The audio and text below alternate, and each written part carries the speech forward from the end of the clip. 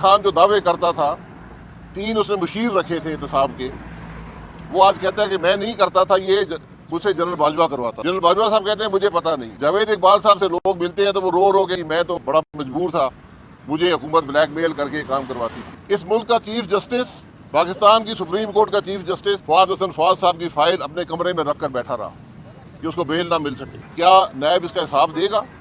کیا جسٹس جاوید اقبال اس کا حساب دے گا؟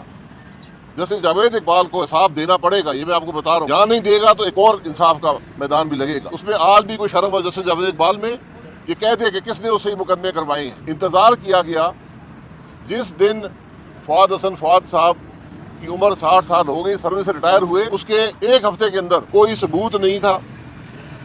ریکارڈ کو فالسیفائی کر یہ ثابت کرنے کی کوشش کی گئی کہ انہوں نے کوئی اثاثے جو ہیں وہ اپنی آمدن سے زیادہ بنائی ہیں۔ مجھے امید ہے کہ جو موجودہ چیئرمین نیب ہے ان کا ضمیر کچھ جاگے گا اور وہ دیکھیں گے کہ ان کا ادارہ کرتا کیا رہا ہے۔ آج احتساب کی ضرورت نیب کو ہے۔